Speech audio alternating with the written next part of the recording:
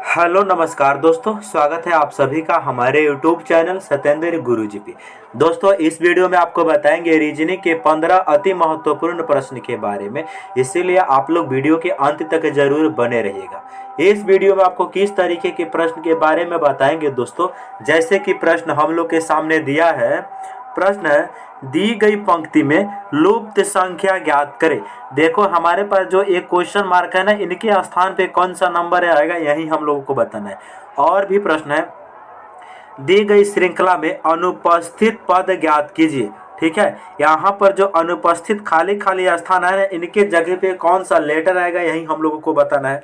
और भी प्रश्न है, दी गई श्रृंखला में अगला पद ज्ञात कीजिए। यहाँ पर जो क्वेश्चन मार्क है, इनके जगह पे कौन सा नंबर आएगा यही हम लोगों को बताना है। ठीक है, और ये पार्ट नंबर हम लोगों का 70 है दोस्तों। जिसने पार्ट नंबर 69 तक नहीं देखे हैं तो इस चैनल के वीडियो सेक्शन में जाकर जरूर देख लीजिए, क्योंकि सारे पार्ट मोस्ट इम्पोर्टेंट और रिपीटेड प्रश्न का है। ठीक है, तो आइए दोस्तों देखते हैं पहले नंबर प्रश्न से। चलिए, पहला प्रश्न आप लोगों के सामने आ चुका है मेरे दोस्त। पहला प्रश्न है, कथन और निष्कर्ष से लिया गया है।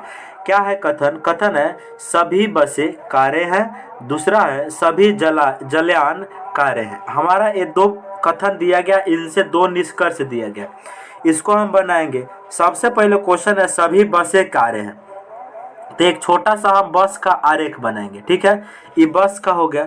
सभी बसें जो है ये कारे के भीतर में आ जाएंगे, तो एक हम कार बना लेंगे। ठीक है, एक हम कार का बेन आरेख को बनाएंगे। एक हमने कार का बेन आरेख बना लिया। अगला क्वेश्चन है सभी जलयान कारें हैं। सभी जलयान कारें हैं, ये हो गया हमारा कार, हो गया ना, बहुत बढ़िया। सभी जलयान कार हैं। जलयान तो एक हम बनाएंगे जलयान, जलयान का बनाएंगे एक हम वृत्त। देखो सभी बसें कार्य के भीतर आ गया और सभी जलयान जो है ये भी कार्य के भीतर आ गया। ठीक है, और हम लोगों से निष्कर्ष अब क्या पूछा जा रहा है उसको हम बताएंगे।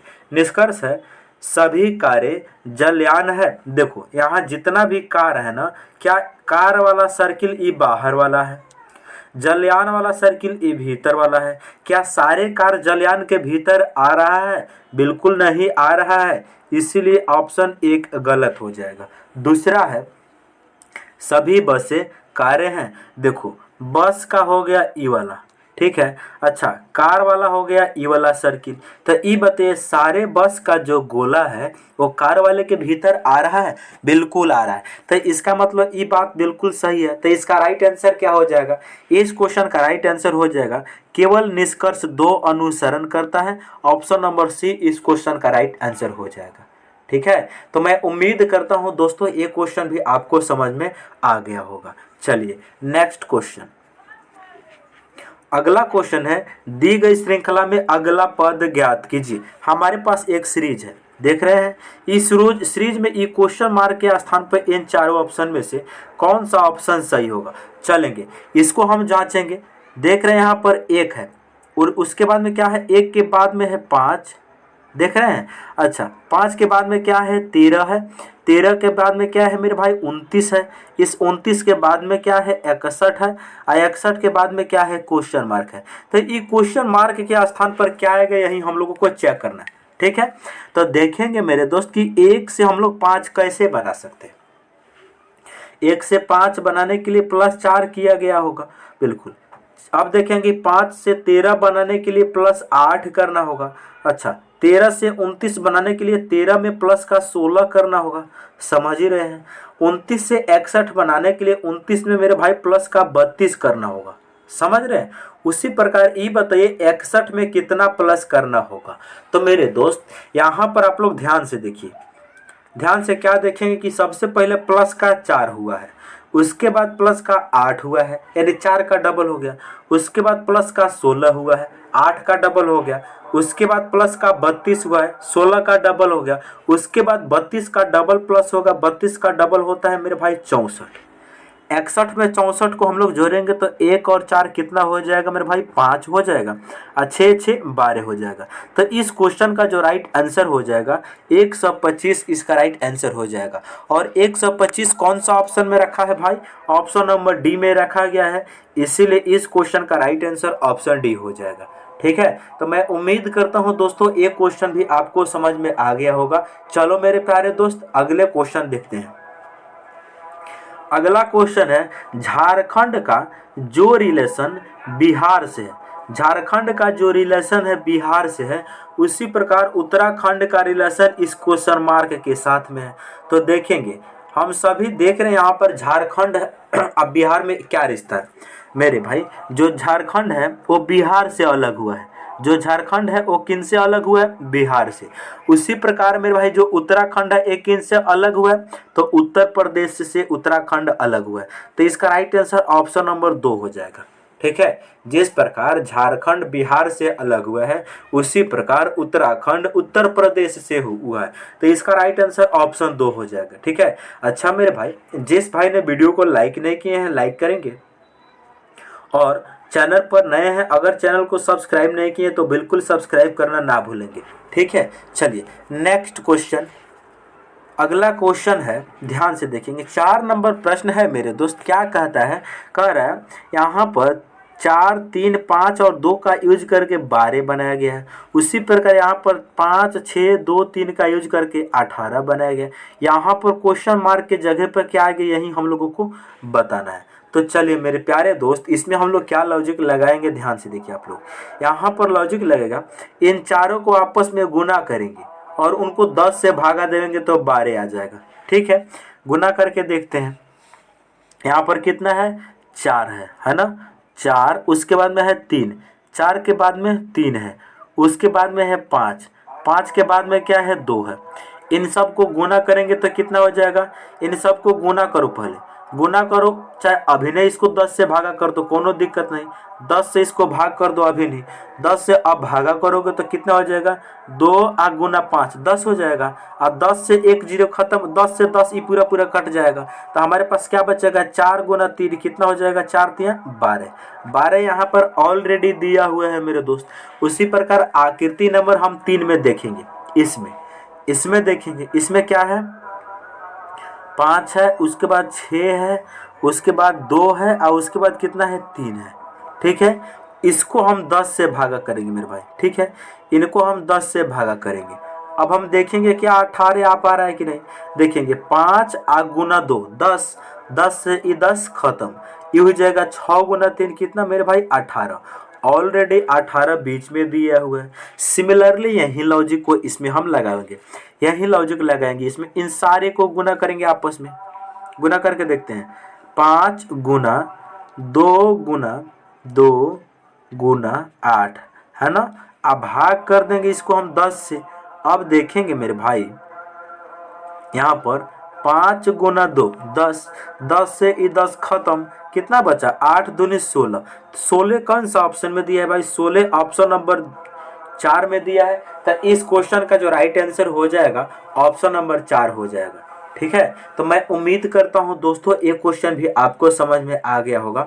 बढ़ते हैं अगले क्वेश्चन की तरफ। अगला क्वेश्चन है, 4 का जो रिलेशन 20 के साथ में है वही रिलेशन 5 के क्वेश्चन मार्क के साथ में होगा।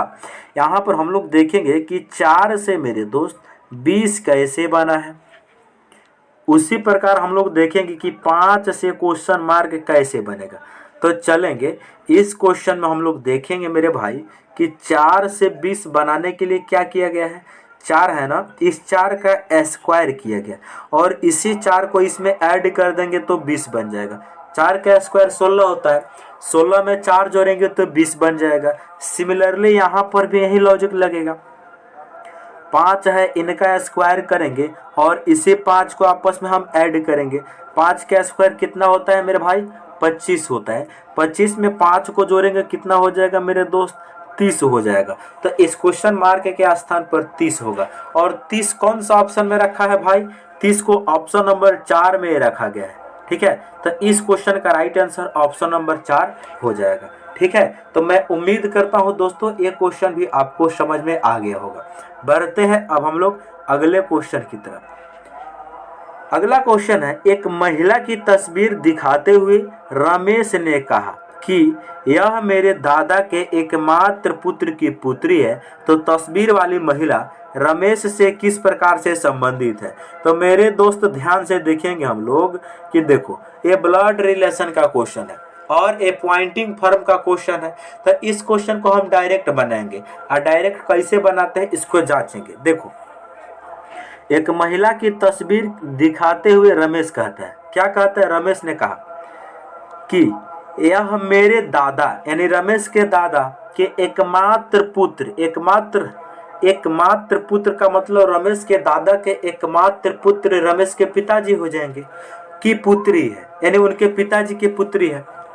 वो महिला जो है रमेश जी कह रहे हैं मेरे दादा के एकमात्र पुत्र यानी उसके पिता की पुत्री है। इसका मतलब जो वह महिला है वो रमेश का कौन है, बहन है। तो क्वेश्चन पूछा गया है तस्वीर वाली महिला से रमेश का क्या संबंध है, तस्वीर वाली महिला से रमेश का क्या संबंध है। तो वो महिला जो है रमेश का कौन है मेरे भाई, बहन है। इस क्वेश्चन का राइट आंसर ऑप्शन 1 हो जाएगा सही। ठीक है, तो मैं उम्मीद करता हूं दोस्तों ये क्वेश्चन भी आपको समझ में आ गया होगा। बढ़ते हैं अब हम लोग अगले क्वेश्चन की तरफ। अगला क्वेश्चन है एक आदमी दक्षिण मुखी है, बहुत बढ़िया, वह 135 डिग्री वामावर्त में मुड़ता है, फिर 180 डिग्री दक्षिणावर्त में मुड़ जाता है, अब वह किस दिशा में सम्मुख है। बहुत बढ़िया, देखेंगे डायरेक्शन का क्वेश्चन है। तो सबसे पहले पेपर पे हम लोग डायरेक्शन को बनाते हैं। देखो पेपर पे जब भी हम लोग डायरेक्शन बनाते हैं तो इस प्रकार से बनाते हैं, ध्यान से देखेंगे। जब भी हम लोग पेपर पे डायरेक्शन बनाते हैं तो हमेशा मेरे दोस्त ऊपर में उत्तर होता है, नीचे में हमेशा दक्षिण होता है, दाहिने बगल में पूर्व होता है और बाएं बगल में पश्चिम होता है। बहुत बढ़िया, उत्तर और पूर्व के बीच में जो यहाँ पर एंगल बनता है, कोण बनता है, और 90 डिग्री का कोण बनता है, यानी किन्हीं भी दो दिशाओं के बीच में 90 डिग्री का कोण बनता है। चलेंगे अब इस पॉइंट को हम देख लिए, तो इसके बाद हम बता रहे हैं आपको कि 4 मुख्य दिशाएं होती है और 4 उप दिशा भी होती है। इसमें 4 उप दिशा कौन कौन सी होती है, ध्यान से देखेंगे। 4 उप दिशा भी होती है, वो कौन कौन से देखेंगे। यहाँ पर उत्तर और पूर्व के बीच वाले जो दिशा होता है उसे बोला जाता है उत्तर और पूर्व। बहुत बढ़िया, दक्षिण और पूर्व के बीच में जो दिशा होती है इसे बोला जाता है मेरे दोस्त दक्षिण और पूर्व। बहुत बढ़िया, दक्षिण और पश्चिम वाले बीच के दिशा को बोला जाता है दक्षिण और पश्चिम। उत्तर और पश्चिम के बीच वाले दिशा को बोला जाता है उत्तर और पश्चिम। ये बात को समझ रहे हैं, बिल्कुल। अब हम लोग देखेंगे मेरे दोस्त यहाँ पर उत्तर पूर्व और पूर्व के बीच में जो एंगल बनेगा वो 45 डिग्री का बनता है। इस प्रकार से इसको बनाया जाता है। तो यहाँ पर क्वेश्चन हम लोगों से क्या बोला है, बोला है कि यह व्यक्ति दक्षिण मुखी है, यानी वह दक्षिण दिशा की तरफ वह ताक रहा है, उसका पहला स्थिति दक्षिण दिशा में है, वह 135 डिग्री वामावर्त दिशा में मुड़ता है, यानी घड़ी के चलने के उल्टे दिशा को वामावर्त बोला जाता है। घड़ी जो है हमारा दीवार की जो घड़ी है, दीवार घड़ी, वो बाएं से दाहिने की तरफ चलती है। ठीक है, लेकिन इस क्वेश्चन में दाहिने से बाएं की तरफ मुड़ाना है, वामावर्त उसी को बोला जाता है। दक्षिण की तरफ है, जब वह 135 डिग्री मुड़ेगा, 135 डिग्री मुड़ेगा मेरे दोस्तों, वह आ जाएगा उत्तर और पूर्व के बीच में। इसके बाद फिर वह 180 डिग्री दक्षिणावर्त दिशा में मुड़ जाता है। ठीक है, इसके बाद वह दक्षिणावर्त दिशा में, दक्षिणावर्त का मतलब होता है घड़ी के चलने के दिशा में, यानी बाएं से दाहिने की तरफ वह 180 डिग्री मुड़ जाता है, यानी उत्तर पूर्व से वह मुड़ के अब चला जाएगा सीधे, जानते हैं कहाँ, दक्षिण पश्चिम दिशा में। इसका राइट आंसर हो जाएगा दक्षिण और पश्चिम, ऑप्शन नंबर 4। देखो हम बता रहे हैं आपके, कोई भी व्यक्ति अगर मान लीजिए पूर्व दिशा में बैठा हुआ है या खड़ा है, वह 180 डिग्री वामावर्त घूमे चाहे 180 डिग्री दक्षिणावर्त घूमे, वह अपोजिट दिशा में चला जाएगा। यानी पूर्व दिशा में होता है 180 डिग्री घूमने का मतलब किस दिशा में चला जाएगा, पश्चिम दिशा में चला जाएगा। तो इसका राइट हो जाएगा आंसर ऑप्शन नंबर 4 पश्चिम। ठीक है, तो मैं उम्मीद करता हूं दोस्तों ये क्वेश्चन भी आपको समझ में आ गया होगा। बढ़ते हैं अगले क्वेश्चन की तरफ। अगला क्वेश्चन है दी गई श्रृंखला में अनुपस्थित पद ज्ञात कीजिए। जबरदस्त क्वेश्चन है, बहुत इंपॉर्टेंट क्वेश्चन है। चलेंगे। तो यहाँ पर देख रहे हैं, यहाँ पर जो खाली खाली स्थान है इसको जानते हैं कैसे सॉल्व किया जाएगा मेरे दोस्त। इसको हम लोग सॉल्व करते हैं ग्रुपिंग मेथड से। और ग्रुपिंग मेथड क्या कहता है? ग्रुपिंग मेथड कहता है कि इसमें जितना भी लेटर है सारे लेटर को पहले हम लोग काउंट करेंगे। तो काउंट करेंगे 1 2 3 4 5 6 7, इसको ऐसे काउंट करो, नहीं घबराएगा। 1 2 3 4 5 6 7 8 9 10 11 12 13 14 15। इसमें टोटल लेटर है कितना? तो इस वाले सीरीज में टोटल लेटर है 15। तो इस 15 को हम तोड़ सकते हैं दो पार्ट में, 3 गुना 5, 3 पचे 15। या तो 3 3 के ग्रुप में तोड़ दो या फिर 5 के ग्रुप में तोड़ दो। ठीक है, तो हम इनको तोड़ दे रहे हैं, 3 3 के ग्रुप में तोड़ दे रहे हैं। 1 2 3 1 2 3 1 2 3 1 2 3 1 2 3। इसको हम 3 3 के ग्रुप में तोड़ दिए। अब हम लोग देखेंगे मेरे भाई कि यहाँ पर सारा ही ग्रुप आपस में सेम है कि अलग अलग है। ठीक है, तो यहाँ पर हम लोग देख रहे हैं, ये पहला ग्रुप में देख रहे हैं फर्स्ट लेटर ए है, दूसरा ग्रुप में भी फर्स्ट लेटर ए है, और लास्ट ग्रुप में भी फर्स्ट लेटर ए है। पहला ग्रुप में दूसरा लेटर बी है, दूसरा ग्रुप में दूसरा लेटर बी है, तीसरा ग्रुप में दूसरा लेटर बी है, चौथा ग्रुप में दूसरा लेटर बी है। इसका मतलब ये जो ग्रुप है इस सब में आपस में ये सारे ही ग्रुप सेम है। जब सेम है तो किसी को देखो और ग्रुप को कंप्लीट करो, और जब कंप्लीट हो जाएगा तो उसको देखकर सारा ही ग्रुप आपस में भर जाएगा। बहुत बढ़िया। तो यहाँ पर आ जाएगा ए बी, उसके बाद में क्या आ जाएगा? सी आ जाएगा, क्योंकि यहाँ पर लास्ट में सी दिया है। यहाँ पर सेकेंड ग्रुप में लास्ट में सी है तो यहाँ पर भी सी आ जाएगा। बहुत बढ़िया। यहाँ पर ए बी सी आ गया। अब देखो यहाँ पर ए बी सी है ही, फिर यहाँ से आ जाएगा ए बी सी बन जाएगा, फिर यहाँ से ए बी सी बन जाएगा, यहाँ से बन जाएगा ए, यहाँ पर बी अनुपस्थित है तो बी आ जाएगा। ए बी सी हमारा ग्रुप बन गया। अब देखो मेरे दोस्त कि हमने इसमें क्या क्या भरा है। सबसे पहले सी भरे हैं तो सी आएगा, उसके बाद में ए भरे हैं तो ए आएगा, समझ रहे? फिर से ए भरे हैं तो ए आएगा, उसके बाद यहाँ पर बी भरे हैं तो बी आएगा, यानी सी डबल ए बी इसका राइट आंसर हो जाएगा। सी डबल ए बी किस ऑप्शन में दिया है भाई? तो ऑप्शन नंबर 4 में दिया है। इस क्वेश्चन का राइट आंसर ऑप्शन नंबर 4 हो जाएगा सही। ठीक है, तो मैं उम्मीद करता हूँ दोस्तों एक क्वेश्चन भी आपको समझ में आ गया होगा। बढ़ते हैं अगले क्वेश्चन की तरफ।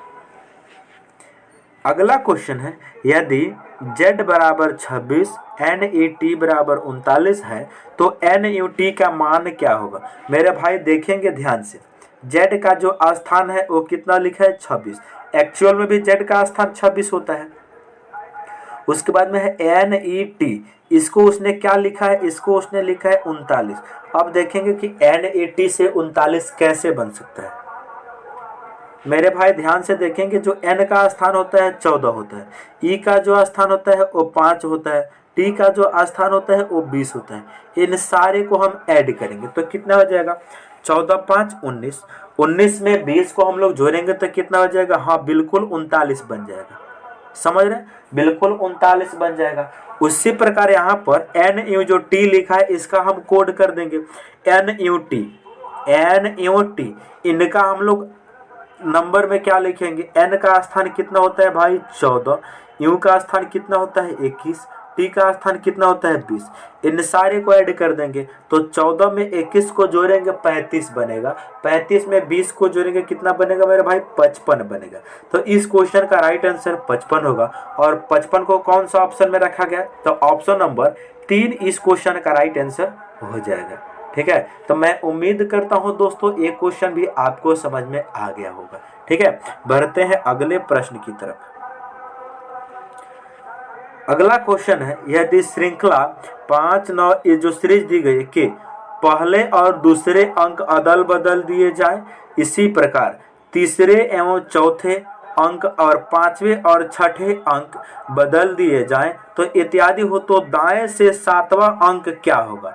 मेरे भाई ध्यान से देखिए, ये क्वेश्चन जो है इसमें बोल रहा है कि पहला दूसरा के साथ, तीसरा चौथा के साथ, 5वां छठा के साथ बदल दिया जाए। जैसे यहाँ पर क्या लिखा है? 5 है, उसके बाद में क्या है? 9 है, 5 के बाद 9 है, उसके बाद में 8 है, उसके बाद में 1 लिखा है, उसके बाद में 3 लिखा है, 2 है, फिर 7 है, उसके बाद में 4 है, उसके बाद में 3 है, 4 के बाद में क्या है मेरे भाई 3 है, 3 के बाद में 8 है। इसमें करना क्या है, पहला चेंज हो जाएगा दूसरे में और दूसरा चेंज हो जाएगा पहले में, यानी 5 चला जाएगा 9 के स्थान पे, 9 आ जाएगा 5 के स्थान पर, तो 9 आ जाएगा मेरे भाई यहाँ पर, 5 आ जाएगा यहाँ पर। इसी प्रकार 8 चला जाएगा 1 के स्थान पर, 1 आ जाएगा 8 के स्थान पर, तो यहाँ पर आ जाएगा 1, यहाँ पर आ जाएगा 8। बहुत बढ़िया। उसके बाद 3 चला जाएगा 2 के स्थान पर, 2 आ जाएगा 3 के स्थान पर, तो यहाँ पर 3 आ जाएगा, यहाँ पर 2 आ जाएगा। 7 चला जाएगा 4 के स्थान पर, 4 आ जाएगा 7 के स्थान पर, तो यहाँ पर आ जाएगा कितना मेरे भाई, यहाँ पर 4 आ जाएगा, यहाँ पर 7 आ जाएगा। उसी प्रकार 8 आ जाएगा यहाँ पर आ जाएगा 3। अब देख लिए, पहला चेंज हो गया दूसरा में, दूसरा चेंज हो गया पहला में, ठीक है। उसी प्रकार मेरे दोस्त अब हम लोगों से क्वेश्चन पूछा जा रहा है कि आप बताइए दाहिने तरफ से 7वां अंक कौन है। तो दाएं से गिनेंगे, पहला, दूसरा, तीसरा, चौथा, पांचवा, छठवां, 7वां अंक क्या है मेरे दोस्त, 8 है। तो इस क्वेश्चन का राइट आंसर हो जाएगा ऑप्शन नंबर 2। तो मैं उम्मीद करता हूं दोस्तों ये क्वेश्चन भी आपको समझ में आ गया होगा, ठीक है। बढ़ते हैं अगले क्वेश्चन की तरफ। अगला क्वेश्चन 11 नंबर है। अंग्रेजी वर्णमाला में अक्षर एन के ठीक बाईं ओर कौन सा अक्षर होगा। बहुत बढ़िया। देखेंगे मेरे दोस्त, अंग्रेजी वर्णमाला में जो एन का स्थान होता है वो 14 होता है, ठीक है। एन का स्थान 14 होता है। अच्छा, इसका दायां होगा ई साइड में, इसका बायां होगा ई साइड में। बहुत बढ़िया, ठीक है। एन से ठीक बाईं ओर, एन से ठीक बाईं ओर कौन सा लेटर होगा जो 13 नंबर पे आएगा। अच्छा, 14 से पहले जो 13वें स्थान पे लेटर होगा वही ना आएगा। अब 13 नंबर पे लेटर कौन सा होता है मेरे भाई, एम होता है। तो इस क्वेश्चन का राइट आंसर ऑप्शन नंबर 2 हो जाएगा सही, ठीक है। तो मैं उम्मीद करता हूं दोस्तों ये क्वेश्चन भी आपको समझ में आ गया होगा। तुम चाहो तो इस क्वेश्चन को प्रोसेस से भी कर सकते हो। कैसे, देखो ABCD लिखो, ABCD, उसके बाद में EFGHIJKLM और N तक ही लिखो।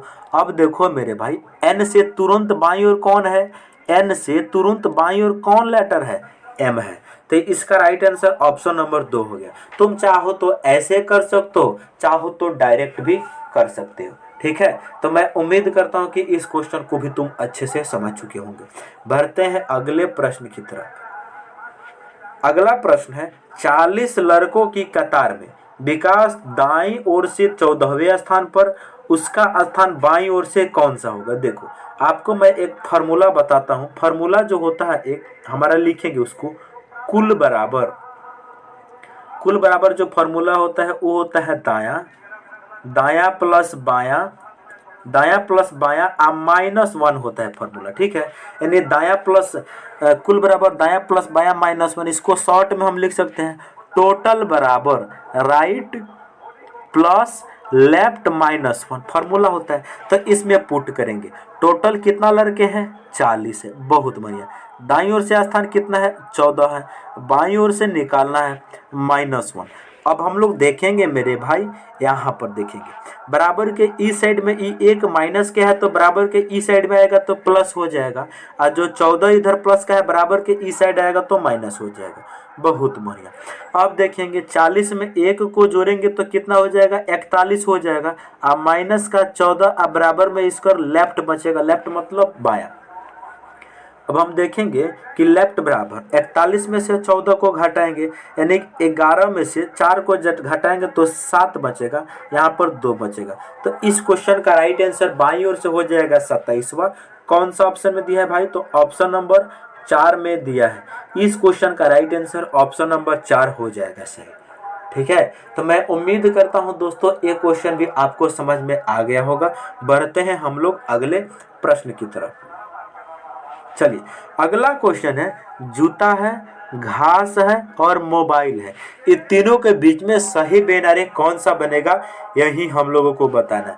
मेरे भाई मेरे दोस्त, हम सभी को बहुत बढ़िया तरीका से जानते हैं जूता और घास के बीच में कोई रिलेशन नहीं है, घास और मोबाइल के बीच में कोई रिलेशन नहीं है, जूता और मोबाइल के भी बीच में कोनो रिलेशन नहीं है।